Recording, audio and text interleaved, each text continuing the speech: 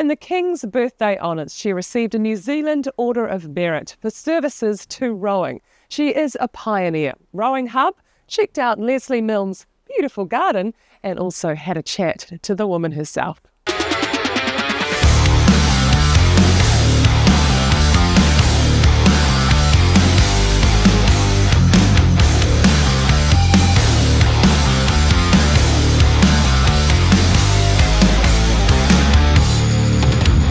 So first of all, Lesley, congratulations on your King's Birthday honour. What was that like to hear that news? Well, at first I didn't really believe it. You know, I was totally taken back, put it that way. And ever since I've been just swamped with lots of congratulations, and it's been very overwhelming and quite humbling, to be honest. Well, that's wonderful, but it is so deserving. What do you think? Do you look at yourself and look back at your life and think, I deserve that? You don't really do for honour and glory, really, do you? You just get on with things that need to be done, and it just happens to be over a long time, I suppose. I mean, it's an incredibly male-dominated sport, and it was dominated by men who didn't want a bar of having women in their sports. Their sport wasn't a women's sport. That's the 74 crew there. I'm in the bow seat. Oh, the bow seat. Yes, this was from Ponsonby Regatta in 1902. Wow. Awarded to the winners of the ladies' coxed pair oar. Did you at the time think women should have a bigger role in rowing? I began at on the North Shore, out on Lake Tupuki, because there were no other clubs in Auckland that would accept women rowers at that time, apart from North Shore.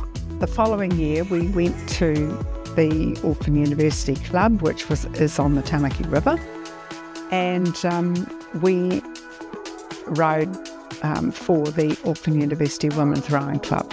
You know, it was from the 1,000 metre mark, and those people who know what the 1,000 metre mark at Karapiro is like, you would know how windy it can be and how difficult it is to be lined up in a straight line with no hill starts, of course, in those days. So if the weather was bad, they would call the women's race off, of course. And were there facilities for women at the time? Oh, no.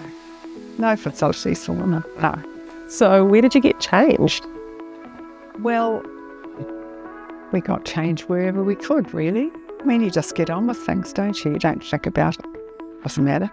I've belonged to this club since it accepted women in 1975 to 76. I'd been rowing out of here and using Auckland Rowing Club's boats from time to time. You were changing in the bushes somewhere else? Right, on the North Shore, at North Shore Rowing Club. Did you feel like an outsider? No, we didn't really, because we got on well with the blokes. We got on well with them. As long as we weren't in their club, they were happy. So you were the member of the New Zealand women's crew, the first New Zealand women's crew to compete at the World Championships in Lucerne. What was that like when you got to that world stage? Well, it was an amazing feeling, really, first, to represent New Zealand in that prestigious regatta. We were third in the B final. Quite a sad day for us. We just felt very embarrassed coming back to New Zealand following that result. There were a lot of detractors at the time. Not everybody was in favour of the New Zealand Men's Association sending another women's crew. You know, we had quite a lot to prove, and we felt that quite a lot on our shoulders. We felt that we'd done women's rowing a great disservice. You know, that was a stepping stone, because the two girls that we were rowing with, Liz and I were rowing with, went on to represent again and again. And, you know, we all put back into the sport in our own ways. How proud of her are you? How long's a piece of string? I mean, yeah, I'm incredibly proud. Think back to 2007 when Les became president, and the dinner when Les got who became president was at Parliament, and photographs taken with Kate Shepherd outside the room. I mean, this is the Kate Shepherd of the sport. You say that you got the rowing bug. Tell me about that.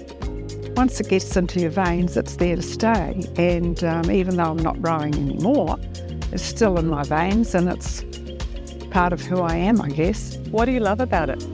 In the boat itself, I don't think there's a better feeling in the world than being on the Tamaki River first thing in the morning when the sun's coming up, it's flat water and the boat's going well. There's no better feeling. In the early 1970s, I used to go to the annual general meetings of Rowing New Zealand with some of the delegates from the Auckland Rowing Association.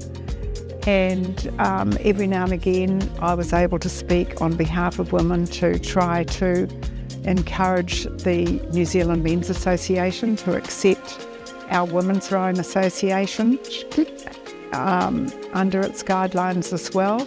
We wanted to become one with them. That didn't happen until about 1973.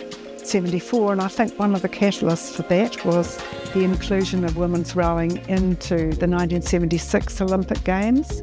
That had a lot to do with the New Zealand Men's Association accepting women under its banner.